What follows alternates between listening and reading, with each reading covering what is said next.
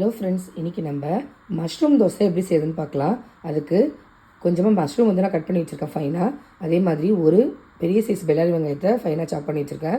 பாதி தக்காளி கட் பண்ணி வச்சுருக்கேன். இப்போ இது செய்கிறதுக்கு ஒரு கடாயை வச்சுருக்கேன். இதில் 1 டேபிள் ஸ்பூன் அளவுக்கு ஆயில் சேர்த்துருக்கேன்.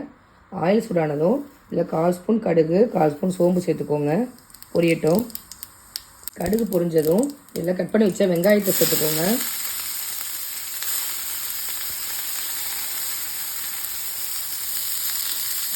சேர்த்துட்டு நல்லா வதக்கி விட்டுக்கோங்க.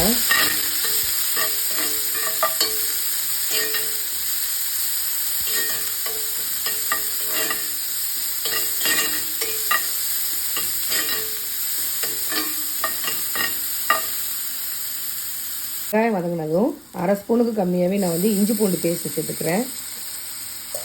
சேர்த்துட்டு நல்லா வதக்கி விட்டுக்கோங்க.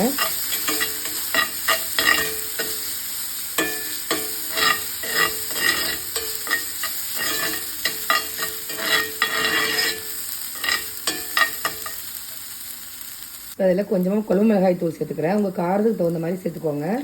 நான் வந்து ஒரு சின்ன ஸ்பூனால் 1 ஸ்பூன் சேர்த்துருக்கேன். சேர்த்துட்டு நல்லா வதக்கி விட்டுட்டு இதோட பச்சை வாசனை போனதுக்கப்புறம் நம்ம மஷ்ரூமை சேர்த்துக்கலாம். இப்போ இதில் நம்ம கட் பண்ணி வச்ச மஷ்ரூமை சேர்த்துக்கோங்க. சேர்த்துட்டு நல்லா வதக்கிக்கோங்க.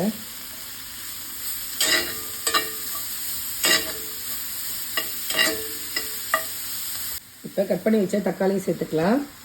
சேர்த்துட்டு இந்த தக்காளியில் வர தண்ணியிலேருந்து மஷ்ரூம் நல்லா வெந்து வந்துடும். இப்போ நல்லா வதக்கிட்டு தேவையான அளவுக்கு உப்பு சேர்த்துக்கோங்க. சால்ட்டு சேர்த்துக்கிறேன். ஆல்ரெடி தோசை மாவில் உப்பு இருக்கும், ஸோ அதனால் பார்த்து சேர்த்துக்கோங்க. வந்து 1/2 ஸ்பூன் அளவுக்கு உப்பு சேர்த்துருக்கேன். இந்த மஷ்ரூம் நல்லா வெந்துட்டு இதில் கடைசியாக வந்து 1/2 ஸ்பூன் அளவுக்கு ஹோம்மேட் கரம் மசாலா சேர்த்துருக்கேன். இந்த ரெசிபி வந்து நம்ம சேனலில் அப்லோட் பண்ணியிருக்கேன், வேணால் செக் பண்ணி பாருங்கள். இது எல்லாத்தையும் நல்லா சேர்த்து மிக்ஸ் பண்ணிவிட்டு ஒரு 2 நிமிஷம் கழிச்சு ஸ்டவ்வை ஆஃப் பண்ணிவிடுங்க. இது ஆறுனதுக்கப்புறமா நம்ம எப்படி தோசை செய்யுதுன்னு பார்க்கலாம். ரெடி ஆகிட்டு நான் ஸ்டவ்வை ஆஃப் பண்ணிக்கிறேன். இது கொஞ்சம் நேரம் ஆறட்டும். இப்போ நான் மஷ்ரூம் மசாலாவை தோசை மாவில் வந்து கலந்துருக்கேன். ஆறுனதுக்கப்புறமா கலந்துக்கோங்க. இப்போ இது நல்லா மிக்ஸ் பண்ணிவிட்டு தோசை தவாவில் நார்மலாக தோசை ஊற்றுற மாதிரி ஊற்றிக்கோங்க.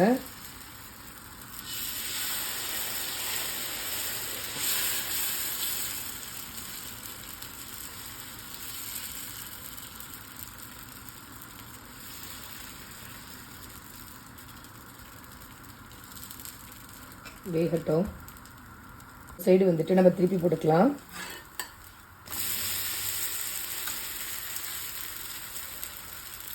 இது 2 பக்கமும் நல்லா ரெடி ஆகிட்டு இதுக்கு வந்து நம்மளுக்கு சைட் டிஷ் கூட தேவைப்படாது. ஏன்னா நம்ம அதிலே மசாலாஸ்லாம் சேர்த்துருக்கோம். அதனால் காரம் புளிப்பு எல்லாமே இதில் இருக்கும். தக்காளிலாம் சேர்த்துருக்கிறதுனால நம்ம அப்படியே அதை சாப்பிட்லாம். அப்படி வேணும்னா நீங்கள் தேங்காய் சட்னி கூட சர்வ் பண்ணலாம். அவ்வளோதான், ரெடி ஆகிடுச்சு. பாருங்கள், சூப்பரான மஷ்ரூம் தோசை ரெடி ஆகிட்டு. நீங்களும் இதே மாதிரி உங்கள் வீட்டில் செஞ்சு பாருங்கள். எப்படி இருக்குது அப்படிங்கிறத கமெண்ட் பண்ணுங்கள். நான் போகிற ரெசிபீஸில் உங்களுக்கு பிடிச்சிருந்தா நம்ம சேனலை லைக், ஷேர் அண்டு சப்ஸ்கிரைப் பண்ண மறக்காதீங்க. தேங்க்யூ.